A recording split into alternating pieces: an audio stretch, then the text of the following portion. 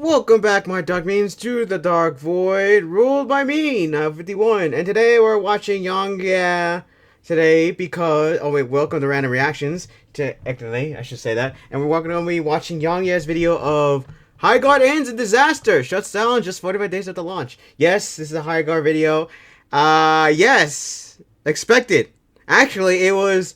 Literally, I did not expect it. I'm seriously got to stop being overly generous because I thought it was gonna last. Because I just said one of my videos the last time that it was gonna last at least half a year before it dies off if it doesn't change. I was entirely wrong. So, technically speaking, I'm off by at least 1 or 2 weeks. I should say 1 or 2 weeks. Wait, yeah, I'm off by 1 or 2 weeks, and I'm off by like 5 months. Either way. Doesn't matter. Yeah, like everybody knew this was going to shut down. Everyone knew because of how it is. I mean, seriously, come on. I don't know why. Like I said before, it's like doing a shooter and doing this. Nah. And also, I've seen people talking about how this is going to be a very awkward situation at the Game Awards this year because, guess what? Well, I'm not gonna blame Jeff Keighley because he is the one that did the announcement, but he did like the game, so I can't blame him too much because it was unintentional. But in the end, I wonder how this year's Game Awards is gonna be because, yeah. Anyway, we're gonna be seeing YongYea's video about what's happening, and yeah, what's gonna go on now. Let's see. I really have nothing left to say. I'm sorry, I ate a little bit ago. Food's coming back up. Ugh. But yeah, we're going to be watching this. We're going to see, and I'll probably give you my 2 cents on the situation, depending how it is. But in reality, it's just, what else left to say? But yeah, everybody knew this was going to happen. Everybody knew this game was going to, like, crash and burn when it released. I mean, I played it only once, and, ugh. All right, let's begin. Well, the inevitable has just happened. Highguard has officially shut down. And the writing was on the wall. Oh, yeah, it was. This one. Once the game launched and we started to see how fast the game's player base started to crater, man, it was just obvious there was no coming back from this, especially because of the fact that this is a free-to-play live service, which means that if you don't have a player base who is currently spending money on the microtransactions, then there is just no point in continuously spending money on the maintenance aspect of this live service. And now we're at a point where the player base has dipped into the triple digits. Yeah. So at that point, yeah, it's nowhere near enough players to make this a viable live service. The writing was also on the wall when about 2 weeks after launch, it was announced that Wildlight would be laying off. Oh yeah, that's right. They laid off people. While it is not stated here that most of the staff, people on LinkedIn who worked at Wildlight was saying that, like most of the team has been gutted, and then a later report revealed that only about 20 developers remain trying to like keep the game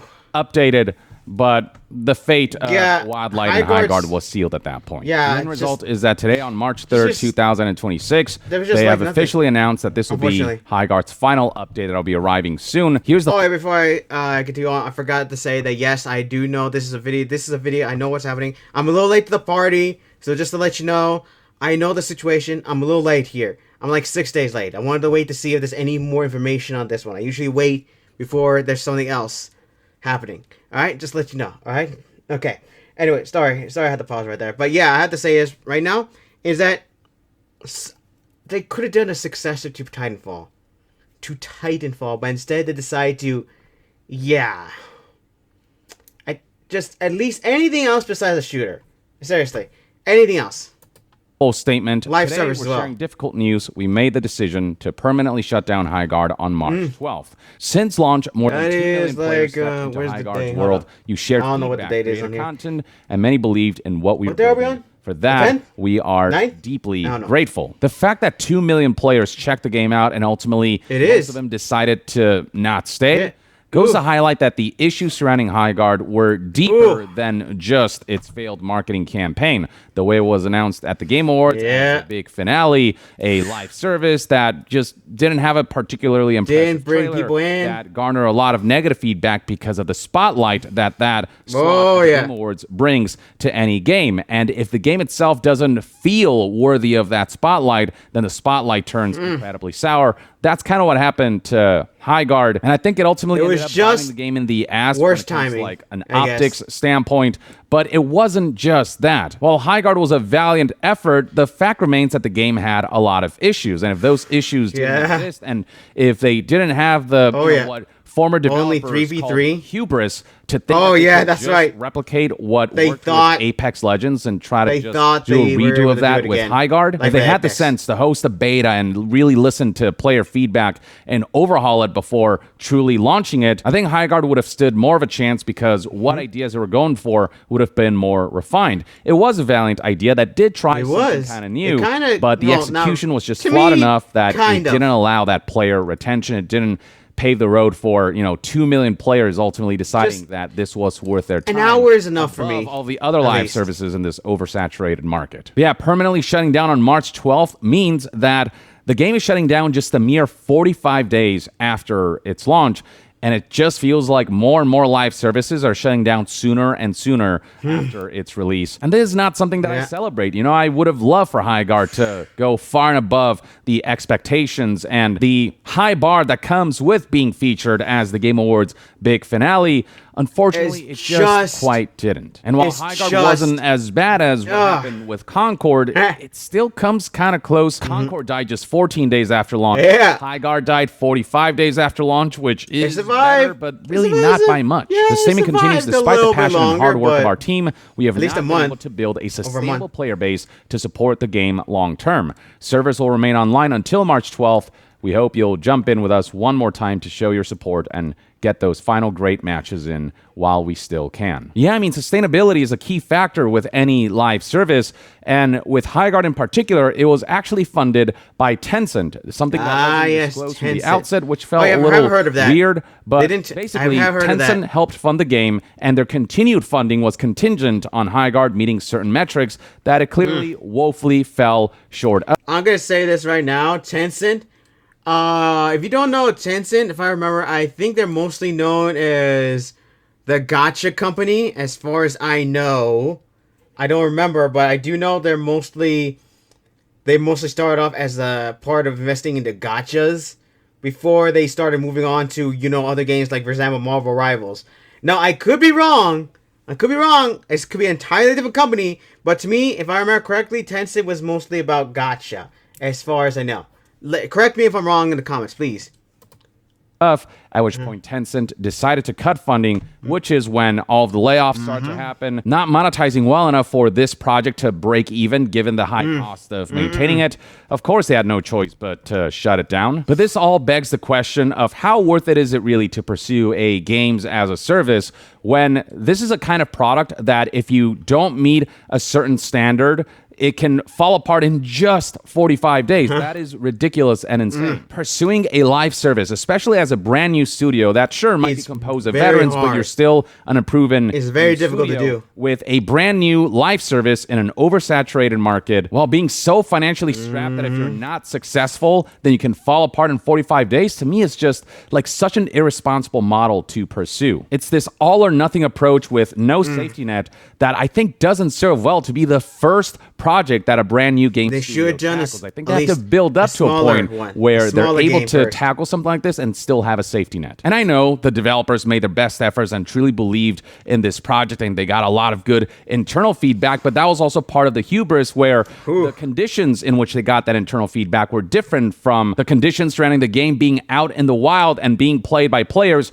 who don't have developers on their side to guide them through stuff, or who might be playing with strangers, whereas a lot of internal tests, it involves a group of people who are collaborating together to play the game. It's just a very different environment, and that internal feedback that was so overwhelmingly positive, but without the proper environment and without all the beta tests to the public to really gauge what people really think outside of that bubble. The over-reliance on that was another major downfall of Highguard. But yeah, Highguard will release some final bits of content before it comes to an end. It reads right here, the team is excited to release one final game update to enjoy the remaining life of the game. Maybe we'll do new warden, new weapon, account level progression, and skill trees. Full patch notes are coming, and we're targeting tonight or tomorrow morning for patch release.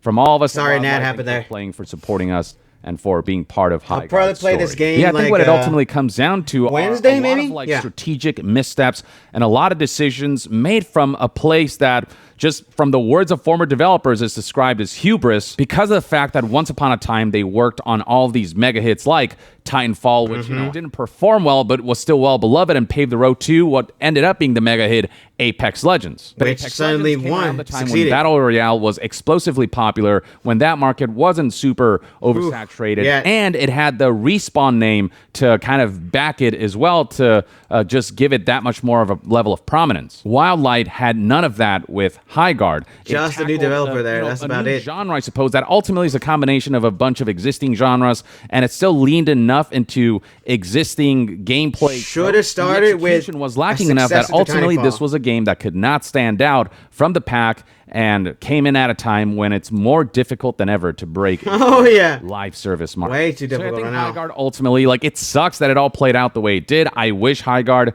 could have been massively successful and it could have, surpassed expectations surrounding it, but that's just not what ultimately ended up happening. And I think mainly Highguard is a cautionary tale of some of the things that you shouldn't do, especially when you're trying to ship a live service.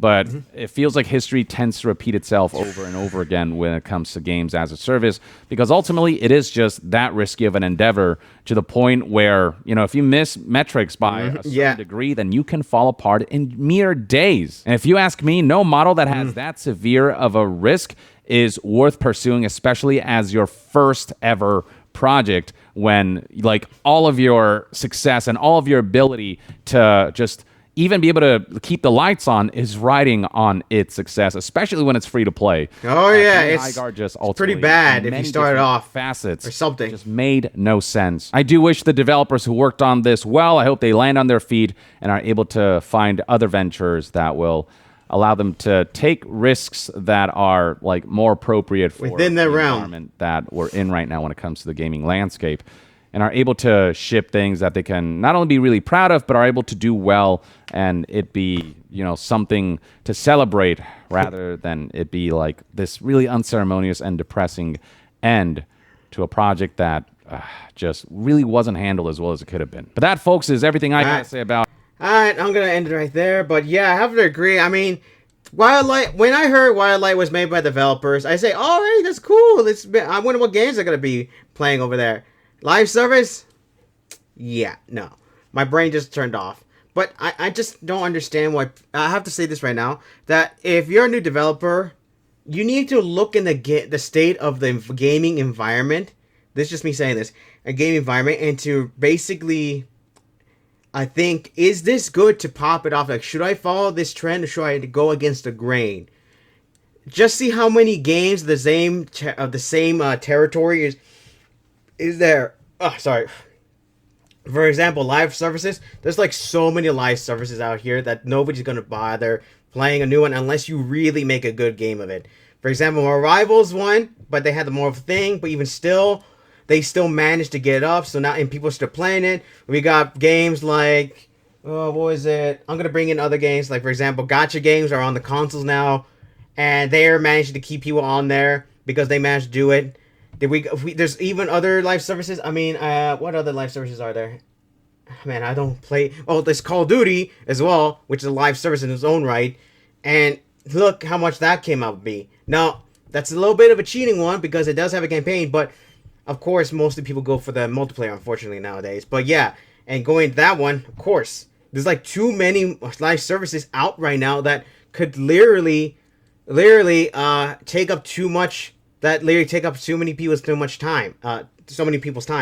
If it was just a successor to Titanfall, it would have been more successful, because literally people have been waiting for Titanfall. I'm surprised that the developers there didn't think of, hey, maybe we should make a Titanfall successor, because people have been hungry and waiting for that. I mean, after the second game, people were commenting, are we ever going to get a second Titanfall, a third Titanfall game? Or everyone was sad that we never going to get a third one.